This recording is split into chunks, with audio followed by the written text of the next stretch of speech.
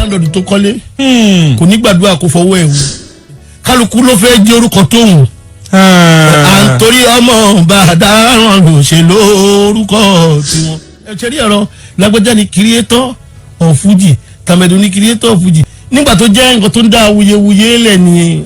ọba tó bá dẹ́sípùtẹ̀ bísímìláì bàbá wa Kìlání Yusuf náà ni ọlọ́run mẹ́ta ló ń pa òun lẹ́rìí o.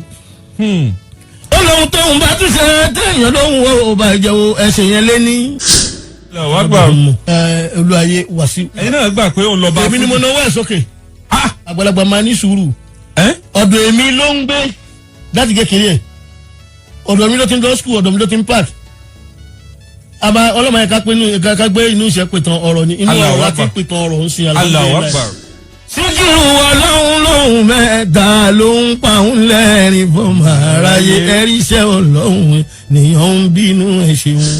we have a lot of àwọn tó jẹ́ real star. kábíyèsí. and somebody now want to create something and want it to be accepted by the majority of the public. So how do I do it?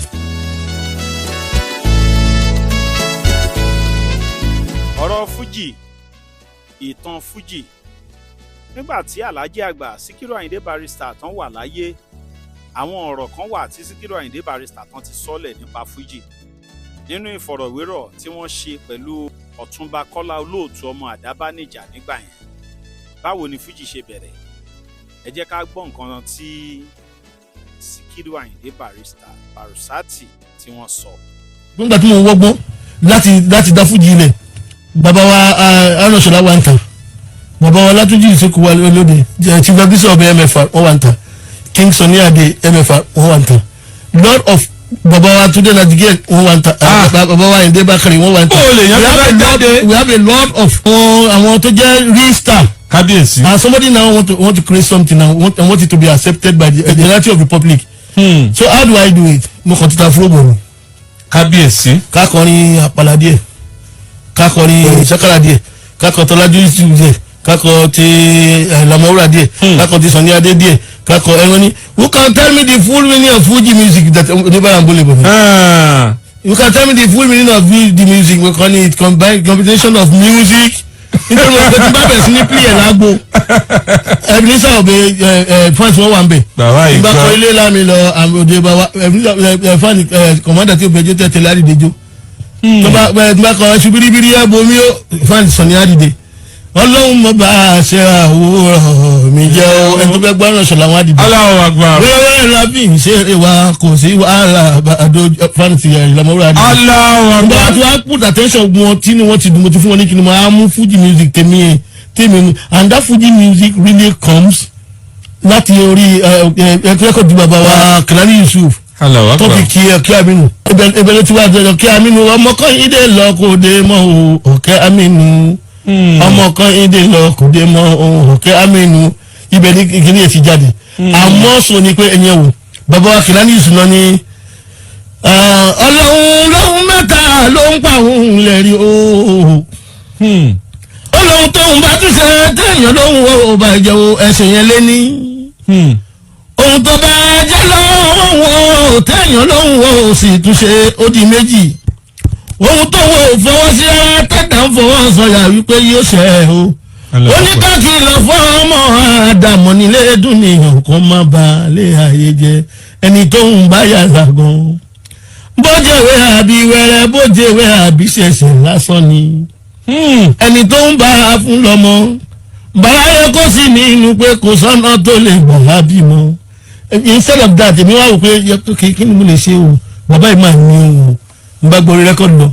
Síkírù ọlọ́run lóhùn mẹ́ta ló ń pa òun lẹ́rìn fún aráyé ẹ̀rí iṣẹ́ ọlọ́run nìyẹn ń bínú ẹ̀ṣẹ̀un. kábíyèsí. ẹ̀rí pé apá alápá ẹsẹ̀ lẹ́sẹ̀ orí olórí díẹ̀ nígbà tí tó yá gabalẹ̀ máa di ẹni ẹlẹ́ni máa ní tí a bá ta gìtá ó play Fuji music ló play nígbà tí kò ní combination of juju sakara high life kíni gbogbo ìyẹn wàhálà ìtọ́lọ́run tí èèyàn ṣe ń gbà ọlọ́run wá fi àlùbáríkà sí ó ṣe fi kún fọ́yà kun ó fi wá kun tí wàhálà wá dé sí ṣé kí wọ́n sọ pé èmi nìkan ni ṣé mo lè máa kọrin bí nìkan sí bí ṣe wà lórí program sí ṣé mo lè wà ń kánù kí n máa ṣe program mi.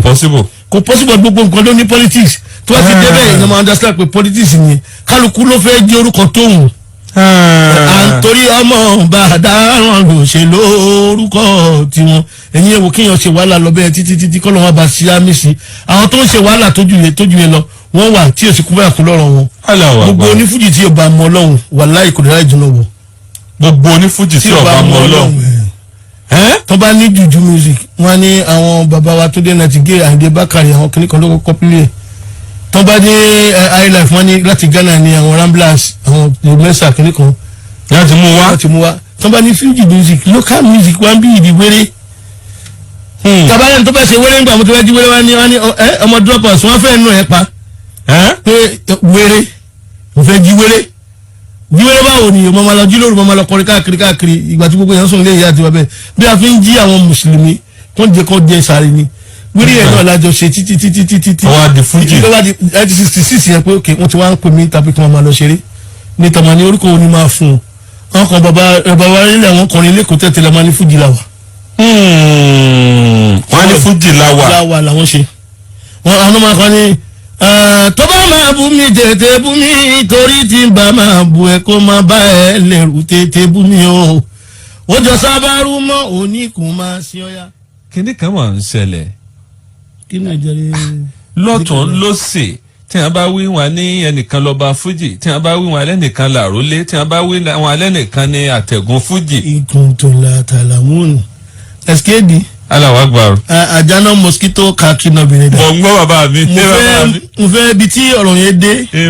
mo ti dúpẹ́ lọ́dọ̀ Ọlọ́run. Allahu Akbar. olúwayé Wàsíù jẹ́ ọba fújì. ẹ̀yin náà gbà pé òun lọ́ba fújì. èmi ni mo náwó ẹ̀ sókè. ẹ ti dà fà tán lóòótọ́. wàláì tẹ́lá ìsúnmọ́ bíi láì làsíláwà àkàbà ṣẹlẹ̀ nígbà tí gbogbo ó ti wá jẹ wọ́n ti wá sẹ́ǹtì mb nǹkan tó wà ní òṣèré túwò àgbàlagbà máa ní sùúrù.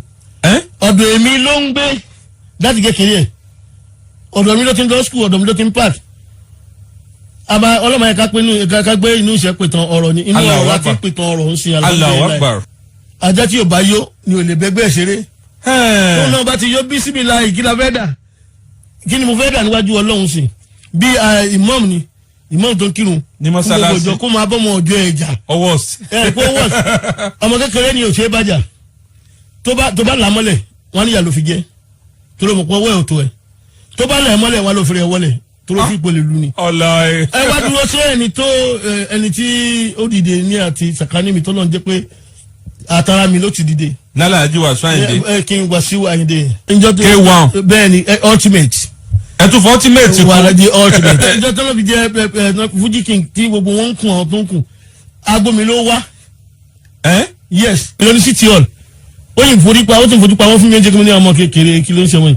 ṣẹ̀kẹ̀rẹ̀ lọ́ba ń jó olúwayé dìde kó jó ṣẹ̀kẹ̀rẹ̀ lọ́ba ń jó. nígbà tí gbogbo wọn ti di pé bàbá yìí ti fọwọ́ sí ọ̀rọ̀ ní ti Wasiu Ayinde yìí kò sí nǹkan tẹ́nibọ́dì lè ṣe wọ́n máa ń jùlẹ̀ fún mi ni kì í dẹ̀ jẹ̀bi níwájú mi mo fi sàré mi búra.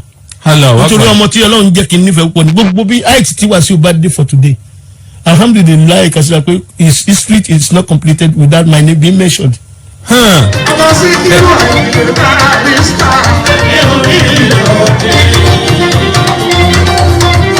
ẹni tí ń bá wa controversial ó yẹ kí yan ẹni tí ó bá fẹ́ wàhálà kó yẹ landlord tó kọ́lé kò ní gbàdúrà kó fọwọ́ ẹ̀ wò nígbà tó jẹ́ nǹkan tó ń dá awuyewuye lẹ̀ nìyẹn tó bá dispute bí síbi láì kò yẹ ká fi bára wa jà ẹgbẹ́ inú rẹ́kọ̀dì tó kọjá mu ní lágbájá lọ́gá òní fújì tàbẹ̀dù lọ́gá òní fújì kò yẹ kó lè mú yàn dání rárá o ẹ jẹ́ ká fún ní public assessment ṣe bójú ló mọ ohun tó bá yọnu. ẹ ṣe rí ọ̀rọ̀ lágbájá ni creator of Fuji tàbẹ̀dù ni creator of Fuji gbogbo ẹni tó bá lòun create Fuji Ọlọ́run ni creator of Fuji Ọlọ́run ló create gbogbo everything wa ó kàn jẹ́ ara Síkírù Àyìndé Barrister ló ti jáde ni. ara Alhaji Àgbà ló ti jáde ni. ṣùgbọ́n tó bá wá ń dá dísù tilẹ̀ láàrin irọ́ ló ń pa kò kí n ṣe kínní ni gbogbo tó bá ṣe oníkàlùkù fọwọ́ wọnú ó dá gbogbo wa ní creator of Fuji. Allahu Akbar. nǹkan tó wà oníkàlùkù kó pẹ́ ẹ̀ bẹ́ẹ̀ ni kò bá tó sọ pé òun grand Mr Fuji sí i welcome. Síkírù Àyìndé Barrister Barusati kọ́lọ́n túbọ̀ bá dẹlẹ̀ fèèyàn rẹ̀.